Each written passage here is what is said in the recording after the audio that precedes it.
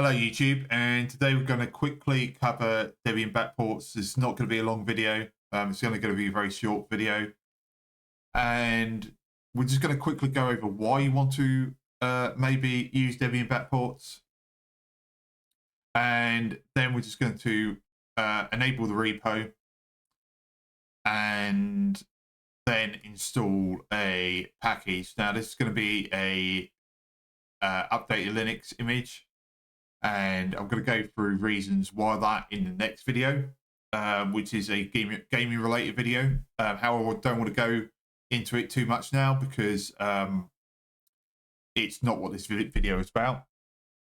So I'm going to quickly read first two paragraphs of the introduction. We really don't need more than that to know what's going on. So what it says here is you are running Debian stable because you prefer the Debian stable tree. It runs great. There is just one problem. The software is a bit outdated compared to other distributions. I actually don't care that the software a lot of the time is outdated. Usually I only care when I need bug fixes to critical OS components. Sometimes this is the Linux kernel. Other times it's things like Pipewire. I've had issues where there's been bad sound with various combinations of Linux and the Linux kernel and Pipewire, and updating them both. I got all the latest bug fixes and they resolved them. So usually it's not like applications, it's more critical OS components that there's like an annoying bug. So, for example, if I was playing a video on my TV, sometimes I'll get static. If I was using, I'll get static sound, and updating Pipewire and Wire Plumber fix that issue. And to get the newer version, I needed to use Debian Backports. That's what I use Backports for. I generally things updated versions of OBS or Kden Live or whatever, I just install those via Flatpak. And if I want, and if the application's small enough, I just compile it myself. And I find that's usually easier. That's how I like to do things. You obviously have free to do it however you want. And then it says on the second paragraph, backports are packages taken from the next Debian release called testing, adjusted and recompiled for uses on Debian stable. So what will become Debian 14 is what is Debian testing is at the moment. So the testing branch, once they get to release time, which will be in like a year and a half's time, I'm guessing, that will become Debian 14. And so once that rolls over, your Debian testing installation becomes Debian 14 installation, and then you're all up to date and it's all good. But if you did a distro upgrade from Debian 13 to Debian 14, it'll be seamless as well. So you get many of the benefits of using some of the newer packages without having to run the testing branch, which, while stable, does have bugs. I've had issues with Debian testing. Very minor issues. They're usually resolved after a day or two. You update the system, it's all good again. It's not really a problem running Debian testing, but with Debian stable, you pretty much get security updates, and that's about it. So you really don't have to do anything, and nothing changes, so nothing breaks, essentially. Because the package is also present in the next Debian release, you can easily upgrade your Debian stable and backport system once the next Debian release comes out. Yeah, that's pretty much what I just said. There's like a couple caveats here that I'm not going to get into that. What we're going to do is go to the instructions page on how to install it, and it says add Debian Backports to the sources list. So we're just going to go there, and it says add a new file. So we need to add this new file. So it's etc at sources.list.d Debian-packages.sources. So we're going to touch that. It's going to sudo touch, and that should be created now. And what we're going to do is, I do actually have Vim on this machine. So this is a fairly vanilla VM. I've installed a browser, Vim, and a couple of plugins, and that's about it. And we're just going to take this block of text, and we're going to copy and paste that in. Going to right click that, and it says run apt update or apt get update. So we'll just do sudo apt update, and you'll see Debian Backports main, AMD64 packages, and sources, translations, and some other stuff. So we now have that in there. And there's two different ways of installing backports. I prefer the second way.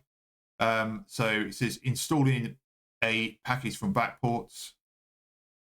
All backports are deactivated by default so that normal operation and stable installation will not be compromised with potentially disrupted changes.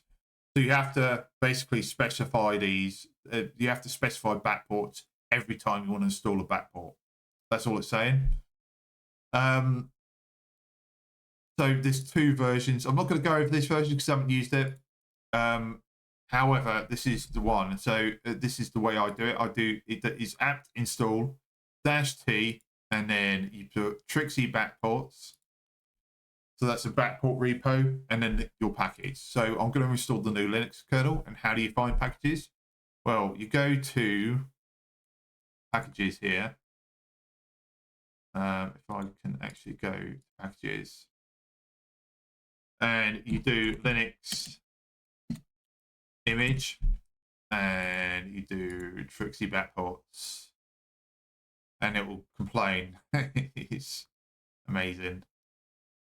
It's too generic. So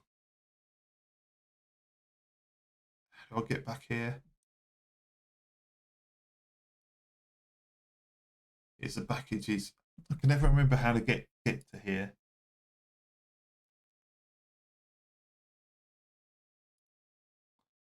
Oh, wait a minute. This is the better way. So you go to packages.debian.org, Trixie backports. This is the thing it's a bit of a shame about Debian is their website's a little bit difficult.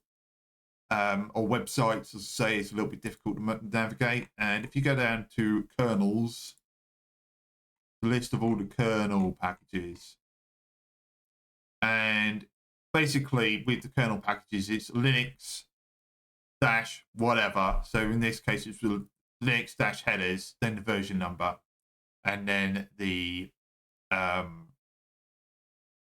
architecture, which is AMD64 in my case, because we're on an x86 machine or x86 64 machine. So if we just do Linux kernel, Linux image, sorry, 6.17. There's plenty of packages. Linux image 6.17. So we do sudo apt install t Trixie backports, and then it's Linux image, and it's 6.17, and then I think it's AMD64. If we do that, it will say upgrading Linux image AMD64 to Linux image 6.17.a blah blah blah AMD64. So do you want to install this? Yes. It'll take particularly long.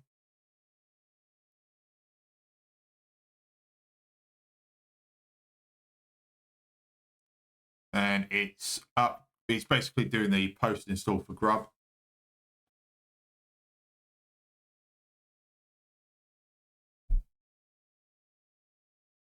And what we're going to be doing is I'm just going to come out of here because last time it crashed Wayland when I tried to do a reboot. This is a little bit annoying. So I'm just going to reboot the system. And we're going to do restart. So annoyingly, it actually crashed my WLAN session on the host machine, which effectively logged me out and killed OBS. However, you can see via the uname -a that I am running Linux 6.17. So while I was logging back in, it had rebooted the actual VM. The VM obviously runs the virtual machine manager runs as a service, so it wasn't affected by this. A little bit annoying. I'm not sure what's happening. However, that's got nothing to do with Debian Backports.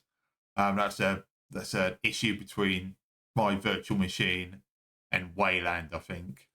However, not what this video is about. So that's how we use Debian Backports, and hopefully people find that this video useful. So bye-bye for now, YouTube.